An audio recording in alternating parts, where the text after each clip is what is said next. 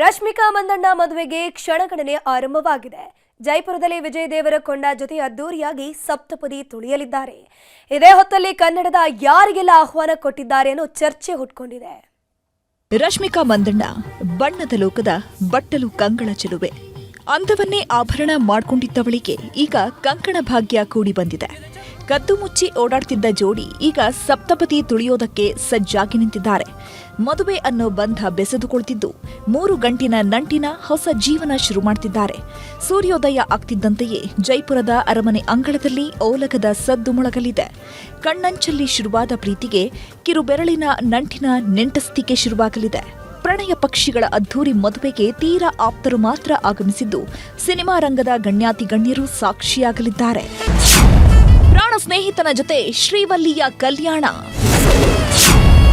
ಅದ್ಧೂರಿ ಮದುವೆಗೆ ಸ್ವಾಗತ ಕೋರುತ್ತಿವೆ ತಳಿರು ತೋರಣ. ರಶ್ಮಿಕಾ ವಿಜಯ್ ದೇವರಕೊಂಡ ಮದುವೆಗೆ ಸ್ವರ್ಗವೇ ಧರೆಗಿಳಿದಂತೆ ಸೆಟಪ್ ರೆಡಿ ಮಾಡಿದ್ದಾರೆ. ಕಣ್ಣಾಯಿಸಿದಲ್ಲೆಲ್ಲ ತಳಿರು ತೋರಣಗಳು ಕಣ್ಮನ ಸೆಳೆಯುತ್ತಿವೆ. ಇಷ್ಟು ದಿನ ಶ್ರೀವಲ್ಲಿ ಪಾಲಿಗೆ ಪ್ರಣಯ ಸಖನಾಗಿದ್ದ ವಿಜಯ್ ದೇವರಕೊಂಡ ಈಗ ಪ್ರಾಣ ಸಖನಾಗ್ತಿದ್ದಾನೆ. ಮದುವೆಯ ಹೊಸ್ತಿಲಲ್ಲಿರೋ ಜೋಡಿ ಹಕ್ಕಿಗಳಿಗೆ ಈಗಾಗಲೇ ನಾನಾ ಶಾಸ್ತ್ರಗಳು ನೆರವೇರಿವೆ. ಹಳದಿ ಶಾಸ್ತ್ರ, ಮೆಹಂದಿ ಶಾಸ್ತ್ರವನ್ನೆಲ್ಲ ಮಾಡಿ ಮುಗಿಸಿದ್ದಾರೆ. ನಾಳೆ ಬೆಳಗ್ಗೆ ಗುರು ಹಿರಿಯರ ಸಮ್ಮುಖದಲ್ಲಿ ರಶ್ಮಿಕಾ ಹಾಗೂ ದೇವರಕೊಂಡ ಸಪ್ತಪದಿ ತುಳಿಯಲಿದ್ದಾರೆ.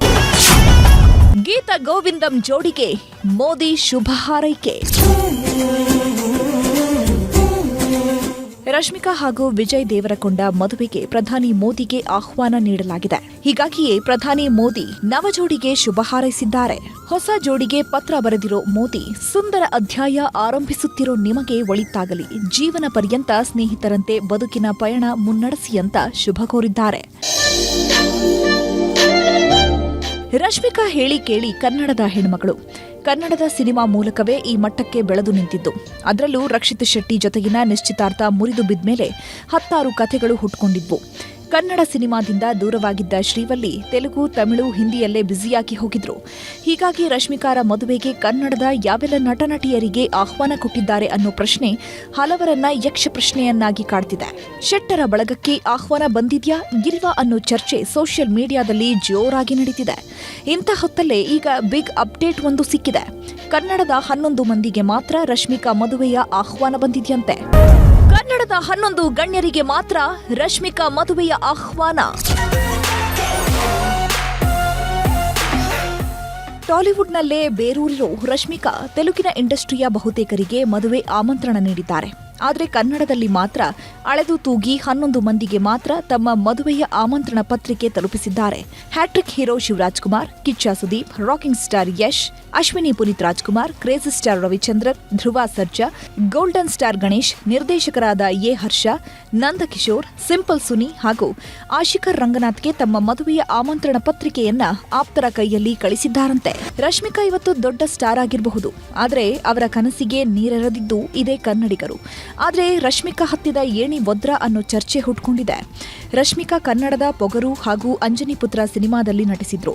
ಈ ಸಿನಿಮಾಗೆ ಆಕ್ಷನ್ ಕಟ್ ಹೇಳಿದ್ದು ಎ ಹರ್ಷ ಹಾಗೂ ನಂದಕಿಶೋರ್. ಹೀಗಾಗಿ ಇವರಿಬ್ಬರಿಗೆ ಮದುವೆಯ ಆಮಂತ್ರಣ ಪತ್ರಿಕೆ ಬಂದಿದೆ. ಆದರೆ ಬಣ್ಣದ ಲೋಕಕ್ಕೆ ಪರಿಚಯಿಸಿದ ನಿರ್ದೇಶಕ ರಿಷಬ್ ಶೆಟ್ಟಿ ಹಾಗೂ ರಕ್ಷಿತ್ ಶೆಟ್ಟಿಗೆ ಯಾವುದೇ ಆಹ್ವಾನ ಬಂದಿಲ್ಲ. ಇದೇ ಈಗ ಆಕ್ರೋಶಕ್ಕೆ ಕಾರಣವಾಗಿದೆ.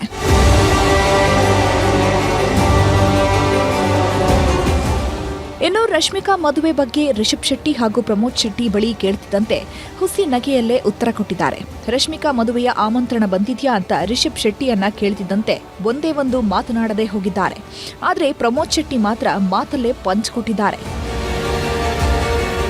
ರಶ್ಮಿಕಾ ಮಂದಣ್ಣ ಅವ್ರ ಮದುವೆ ರಶ್ಮಿಕಾ ಮಂದಣ್ಣ ಅವ್ರ ಮದುವೆ ರಶ್ಮಿಕಾ ಅವ್ರ ಮದುವೆಗ ಸರ್ ನನಗೆ ಇನ್ವಿಟೇಷನ್ ಬಂದಿಲ್ಲ ಸರ್. ಬಂದ್ರೆ ಹೋಗ್ತೀನಿ. ಅವ್ರು ನನಗೆ ಕೊಡಲ್ಲ ಅಂತಾನು ಗೊತ್ತು ಸರ್. ಬರಲ್ಲ ಸರ್, ಅದು ಎಲ್ಲರಿಗೂ ಗೊತ್ತಿರೋ ವಿಚಾರ. ಅದ್ರಲ್ಲಿ ಹೊಸ್ತೇನಿದೆ ಸರ್? ಅದೆಲ್ಲ ಯಾವ ಕಾಲದಲ್ಲ ಹೋಯ್ತು. ಬನ್ನಿ ಸರ್. ಏನ್ ಚಿಕ್ಕ ಮಕ್ಕಳ ಸರ್, ಇನ್ನು ಅದ್ರನ್ನೇ ಕೊರ್ಕೊಂಡು ಕುತ್ಕೊಳಕ್ಕೆ ಚಾಕ್ಲೇಟ್ ತಿನ್ನೋರ. ಒಟ್ನಲ್ಲಿ ರಶ್ಮಿಕಾ ಮದುವೆ ಸುದ್ದಿ ದೊಡ್ಡದಾಗಿ ಸದ್ದು ಮಾಡ್ತಿದ್ದು ನಾಳೆ ಹಸೆಮಣೆ ಏರಲಿದ್ದಾರೆ. ಆದರೆ ಶೆಟ್ಟರ ಬಳಗಕ್ಕೆ ಆಹ್ವಾನ ಹೋಗಿಲ್ಲ ಅನ್ನೋದು ಮಾತ್ರ ಅವರ ಅಭಿಮಾನಿಗಳನ್ನ ಕೆರಳಿಸಿದೆ. Satish Kanakapura, film bureau, news 18. ಈಗ ತಾನೇ ಕಡು ಬೇಸಿಗೆ ಶುರುವಾಗಿದೆ. ಇಂತಹ ಹೊತ್ತಲ್ಲೇ ವರುಣದೇವ ಅಬ್ಬರಿಸುವುದಕ್ಕೆ ಶುರು ಮಾಡಿದ್ದಾನೆ. ರಾಜ್ಯದ ಹಲವು ಜಿಲ್ಲೆಗಳಲ್ಲಿ ಅಕಾಲಿಕ ಮಳೆಯಾಗ್ತಿದ್ದು ರೈತರ ಬೆಳೆಯೆಲ್ಲ ನೆಲಕಚ್ಚಿ ಹೋಗಿದೆ.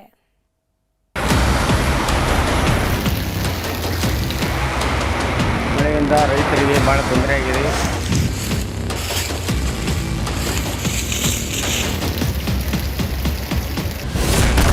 ಕರುನಾಡಲ್ಲಿ ಅಕಾಲಿಕ ಮಳೆಯ ಸಾಲು ಸಾಲು ಸಂಕಷ್ಟ. ನೆಲಕಚ್ಚಿದ ಬೆಳೆ, ರೈತ ಪಾಲಿಗೆ ಕಣ್ಣೀರ ಹೊಳೆ. ಕಾಲದ ವೈಪರೀತ್ಯ ಅನ್ನೋದು ಇದಕ್ಕೆ ನೋಡಿ. ಈಗ ತಾನೇ ನೆತ್ತಿಸುಡೋ ಬಿಸಿಲು ಶುರುವಾಗಿದೆ. ಮನೆಯಿಂದ ಹೊರ ಬರೋದಕ್ಕೂ ಜನ ಹೆದರ್ತಿದ್ದಾರೆ. ಇಂತಹ ಹೊತ್ತಲ್ಲೇ ವರುಣ ದೇವನ ಅಬ್ಬರ ಶುರುವಾಗಿದೆ. ಅಲ್ಲಿ ಇಲ್ಲಿ ಅಂತ ಶುರುವಾದ ಮಳೆ ರಾಜ್ಯದ ಹಲವು ಭಾಗಗಳಲ್ಲಿ ಅಬ್ಬರಿಸಿ ಬೊಬ್ಬಿರಿಯುತ್ತಿದೆ. ನೈಋತ್ಯ ಬಂಗಾಳ ಕೊಲ್ಲಿಯಲ್ಲಿ ವಾಯುಭಾರ ಕುಸಿತ ಆಗಿದ್ದರಿಂದ ರಾಜ್ಯದ ಹಲವು ಜಿಲ್ಲೆಗಳಲ್ಲಿ ಭಾರೀ ಮಳೆಯಾಗಿದ್ದು ರೈತರ ಬದುಕು ಕಣ್ಣೀರಲ್ಲಿ ಕೈ ತೊಳೆಯುವಂತಾಗಿದೆ. ಕೊಯ್ಲಿಗೆ ಬಂದಿದ್ದ ದ್ರಾಕ್ಷಿ, ಜೋಳ, ಕಡಲೆ ಬೆಳೆಗಳೆಲ್ಲ ಸರ್ವನಾಶವಾಗಿವೆ. ಯಾವಾಗ ಮಳೆ ಬರುತ್ತೋ, ಯಾವಾಗ ಬಿಸಿಲು ಶುರುವಾಗುತ್ತೋ ಒಂದು ಗೊತ್ತಾಗ್ತಿಲ್ಲ. ಯಾಕಂದ್ರೆ ಚಳಿಗಾಲ ಮುಗಿದು ಈಗ ತಾನೇ ಬೇಸಿಗೆ ಶುರುವಾಗಿದೆ. ಇಂತಹ ಹೊತ್ತಲ್ಲೇ ಹಲವು ಜಿಲ್ಲೆಗಳಲ್ಲಿ ಮಳೆರಾಯ ಅಬ್ಬರಿಸೋದಕ್ಕೆ ಶುರು ಮಾಡಿದ್ದಾನೆ. ಯಾದಗಿರಿ ಜನರ ಪಾಲಿಗೆ ಅಕಾಲಿಕ ಮಳೆ ಕಂಟಕವಾಗಿ ಕಾಡೋದಕ್ಕೆ ಶುರುವಾಗಿದೆ. ಮಾಯದ ಮಳೆಯ ಆಟಕ್ಕೆ ಕಾಡಂಗೇರ ಗ್ರಾಮದಲ್ಲಿ ಕಟಾವಿಗೆ ಬಂದ ಸಜ್ಜೆ, ಜೋಳದ ಬೆಳೆ ಸಂಪೂರ್ಣ ನೆಲ ಕಚ್ಚಿದೆ. ಹೀಗಾಗಿ ಕೈಗೆ ಬಂದ ತುತ್ತು ಬಾಯಿಗೆ ಬರಲಿಲ್ಲ ಅಂತ ರೈತರು ಕಣ್ಣೀರಿಡ್ತಿದ್ದಾರೆ. ವಿಜಯಪುರ ಜಿಲ್ಲೆಯಲ್ಲೂ ಮಳೆರಾಯ ಅಬ್ಬರಿಸಿದ್ದಾನೆ. ಅಕಾಲಿಕ ಮಳೆಗೆ ಜನ ಅಕ್ಷರಶಃ ನಲುಗಿ ಹೋಗಿದ್ದು, ತಿಕೋಟ ಹಾಗೂ ಚಡಚಣ ತಾಲೂಕಿನ ವಿವಿಧ ಭಾಗಗಳಲ್ಲಿ ಬಿರುಗಾಳಿ ಸಹಿತ ಭಾರೀ ಮಳೆಯಾಗಿದೆ. ಇದರ ಪರಿಣಾಮ ದ್ರಾಕ್ಷಿ, ಜೋಳ, ಕಡಲೆ ಹಾಗೂ ಗೋಧಿ ಬೆಳೆಗಳು ಸಂಪೂರ್ಣ ಹಾನಿಯಾಗಿದೆ.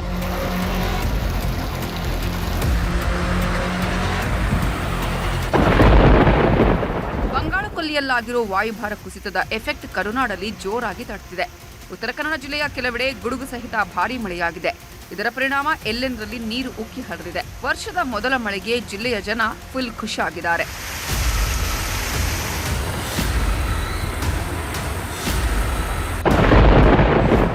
ಮಲೆನಾಡು ಭಾಗದಲ್ಲೂ ಬಿಸಿಲ ಝಳ ಜೋರಾಗಿ ಮೈ ಸುಡೋದಿಕ್ಕೆ ಶುರುವಾಗಿದೆ. ಇಂತಹ ಹೊತ್ತಲ್ಲೇ ವರುಣನ ಆಗಮನ ಭೂತಾಯಿ ಒಡಲನ್ನ ತಂಪು ಮಾಡಿದೆ.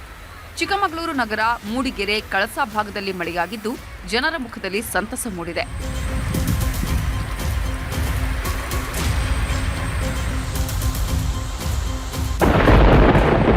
ಕೊಡಗಿನಲ್ಲೂ ಭರ್ಜರಿ ಮಳೆಯಾಗಿದೆ. ಬಿಟ್ಟು ಬಿಡದೆ ಸುರಿದ ಮಳೆಗೆ ಕಾಫಿ ಬೆಳೆಗಾರರು ತತ್ತರಿಸಿ ಹೋಗಿದ್ದಾರೆ.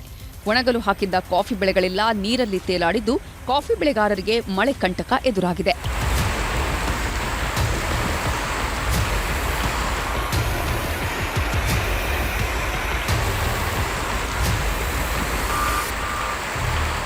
ಒಟ್ಟಿನಲ್ಲಿ ಬೇಸಿಗೆ ಆರಂಭದಲ್ಲೇ ಅಕಾಲಿಕ ಮಳೆ ಎಂಟ್ರಿ ಕೊಟ್ಟಿದ್ದು 2 ದಿನ ಮಳೆಯಾಗೋ ಸಾಧ್ಯತೆ ಇದೆ ಅಂತ ಹವಾಮಾನ ಇಲಾಖೆ ಮಾಹಿತಿ ಕೊಟ್ಟಿದೆ. ಆದರೆ ಮಳೆಯ ಹೊಡೆತಕ್ಕೆ ಹಲವು ರೈತರ ಬದುಕು ಮೂರ ಬಟ್ಟೆಯಾಗಿರುವುದು ಮಾತ್ರ ಸತ್ಯ.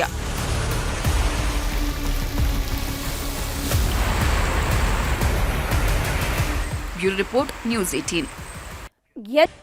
ಸಚಿವೆ ಲಕ್ಷ್ಮೀ ಹೆಬ್ಬಾಳ್ಕರ್ ಕ್ಷೇತ್ರದಲ್ಲೇ ಅಂಗನವಾಡಿ ಮಕ್ಕಳಿಗೆ ಸುರಕ್ಷತೆ ಇಲ್ವಾ ಅನ್ನೋ ಅನುಮಾನ ಕಾಡ್ತಾ ಇದೆ. ಯಾಕಂದ್ರೆ 5 ತಿಂಗಳ ಹಿಂದೆಯೇ ಅವಧಿ ಮೀರಿದ ಫುಡ್ ಕೊಟ್ಟು ಮಕ್ಕಳ ಜೀವದ ಜೊತೆ ಚೆಲ್ಲಾಟವಟ ಆಡ್ತಿದ್ದಾರೆ.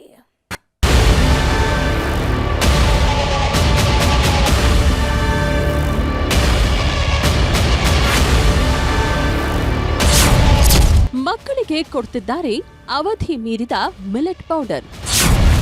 ಸಚಿವೆ ಲಕ್ಷ್ಮೀ ಹೆಬ್ಬಾಳ್ಕರ್ ತವರಲ್ಲಿ ಅಧಿಕಾರಿಗಳ ಚೆಲ್ಲಾಟ. ಬಡವರ ಮಕ್ಕಳು ಅಂದ್ರೆ ಹೇಳೋರಿಲ್ಲ ಕೇಳೋರಿಲ್ಲ ಅಂದ್ಕೊಂಡವ್ರೆ ಜಾಸ್ತಿ. ಸರ್ಕಾರ ಏನ್ ಕೊಟ್ರೇನು ಕೊಡದಿದ್ರೇನು, ಹೇಳೋರಿಲ್ಲ ಕೇಳೋರಿಲ್ಲ ಅಂದ್ಕೊಂಡಿರೋ ಅಧಿಕಾರಿಗಳೇ ಜಾಸ್ತಿ. ಹೀಗಾಗಿಯೇ ಅಲ್ವಾ ಊರೂರಲ್ಲೂ ಬಡವರ ಹೆಸರಲ್ಲಿ ಕಳ್ಳಾಟ ಆಡೋದು. ಈಗ ಬಡವರ ಮಕ್ಕಳ ಆರೋಗ್ಯದ ಜೊತೆಗೂ ಚೆಲ್ಲಾಟ ಆಡೋದಕ್ಕೆ ಶುರು ಮಾಡಿದ್ದಾರೆ. ಮಕ್ಕಳ ಆರೋಗ್ಯ ಚೆನ್ನಾಗಿರಲಿ, ಒಳ್ಳೆಯ ಗುಣಮಟ್ಟದ ಪೌಷ್ಟಿಕಾಂಶ ಸಿಗಲಿ ಅಂತ ಅಂಗನವಾಡಿಗಳಿಗೆ ಸರ್ಕಾರ ಕೋಟಿ ಕೋಟಿ ಸುರಿಯುತ್ತೆ. ಆದ್ರೆ ಮಕ್ಕಳಿಗೆ ಸಿಗ್ತಿರೋದು ಮಾತ್ರ ಅವಧಿ ಮೀರಿದ ಫುಡ್. ಮಹಿಳಾ ಮತ್ತು ಮಕ್ಕಳ ಕಲ್ಯಾಣ ಇಲಾಖೆ ಸಚಿವೆ ಲಕ್ಷ್ಮೀ ಹೆಬ್ಬಾಳ್ಕರ್ ಕ್ಷೇತ್ರದಲ್ಲಿ ಮಕ್ಕಳಿಗೆ ಅನ್ಯಾಯ ಆಗ್ತಿದೆ.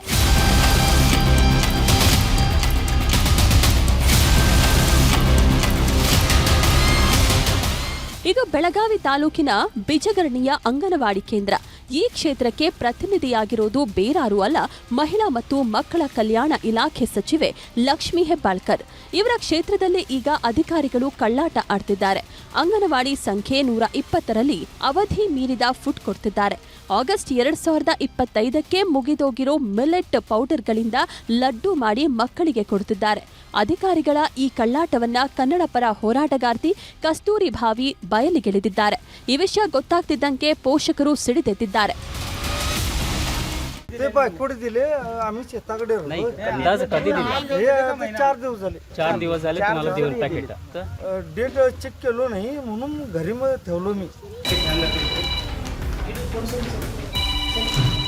ಅವಧಿ ಮೀರಿದ ಪಾಕೆಟ್ ಕಣ್ಮುಂದೆಯೇ ಇದ್ರೂ ಅಧಿಕಾರಿಗಳು ಮಾತ್ರ ಒಪ್ಕೊಳ್ಳೋದಕ್ಕೆ ರೆಡಿಯಿಲ್ಲ.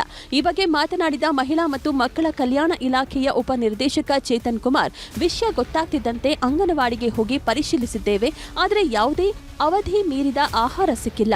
ಯಾರೋ ಬೇಕಂತಲೇ ವಿಡಿಯೋ ವೈರಲ್ ಮಾಡಿದ್ದಾರೆ ಅಂತ ಜಾರಿಕೊಂಡಿದ್ದಾರೆ. ನಿನ್ನೆ ಯಾವುದೋ ಇಂದಿನ ಒಂದು ವಿಡಿಯೋ ವೈರಲ್ ಆಗಿತ್ತು. ಅದರ ಸಂಬಂಧ ಬಿಜಿಗರಣಿ ಅಂಗನವಾಡಿ ಕೇಂದ್ರದಲ್ಲಿ ಅವಧಿ ಮೀರಿದ ಆಹಾರ ಪದಾರ್ಥಗಳನ್ನು ನೀಡಲಾಗುತ್ತಿದೆ ಅಂತೇಳಿ ಸುದ್ದಿ ಮಾಡಿದರು.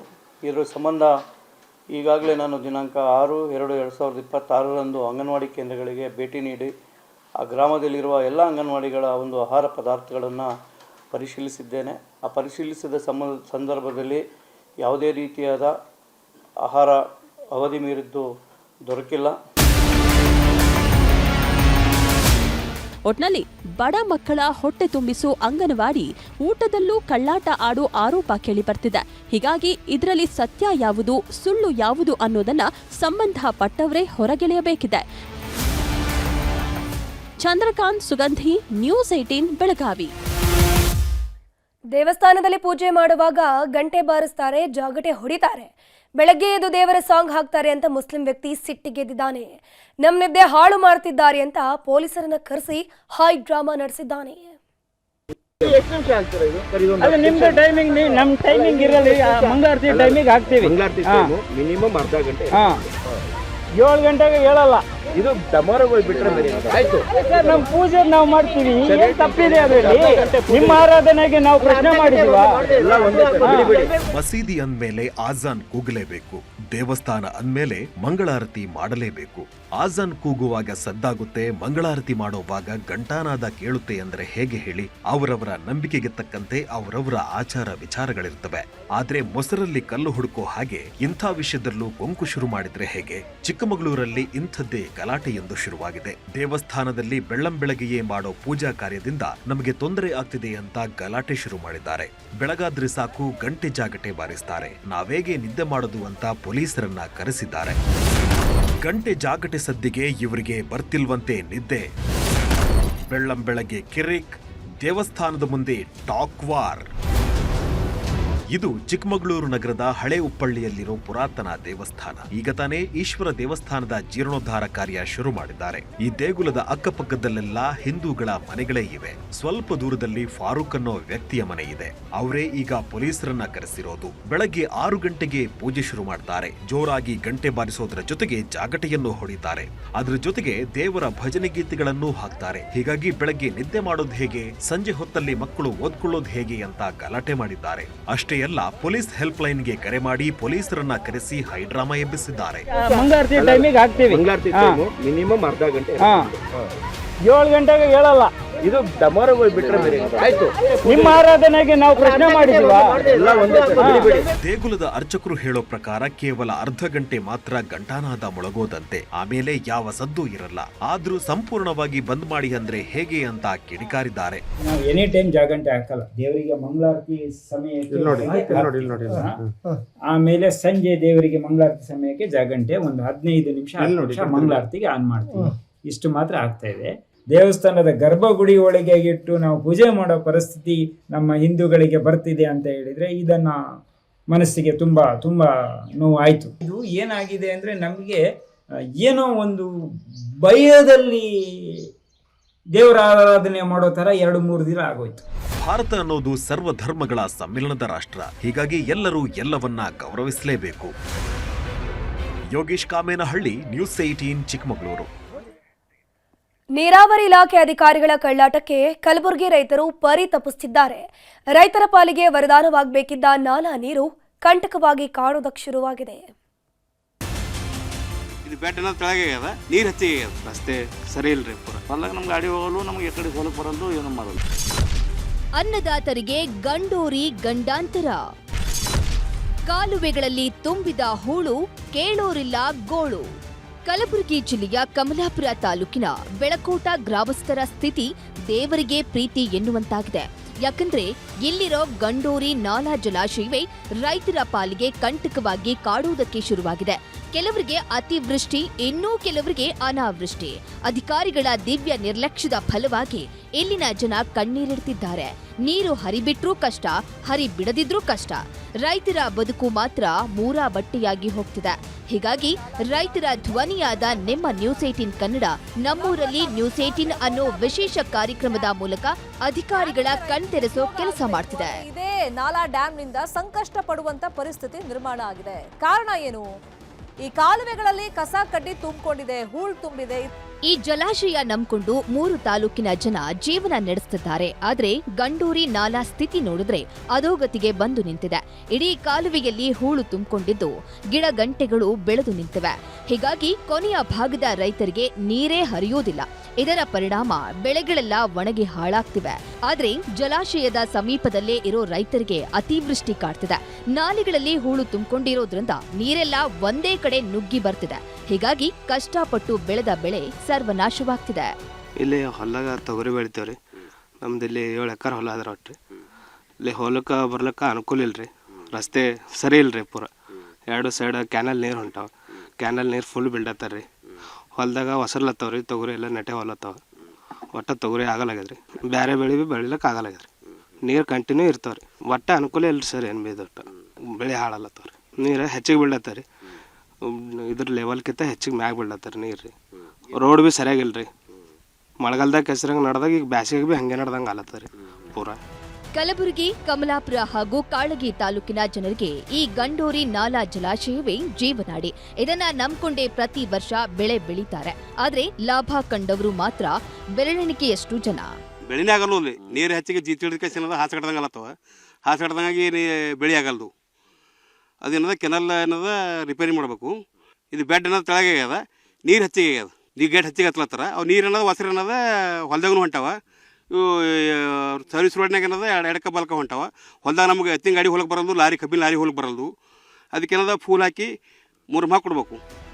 ಒಟ್ನಲ್ಲಿ ಅಧಿಕಾರಿಗಳ ನಿರ್ಲಕ್ಷ್ಯಕ್ಕೆ ರೈತರು ಕಣ್ಣೀರಿಡ್ತಿದ್ದಾರೆ. ಇನ್ನಾದ್ರೂ ಸಂಬಂಧಪಟ್ಟವರು ಇತ್ತ ಕಣ್ಣಾಯಿಸಬೇಕಿದೆ. ಅರುಣ್ ಕುಮಾರ್ ಕದಂ, ನ್ಯೂಸ್ 18 ಕಲಬುರಗಿ.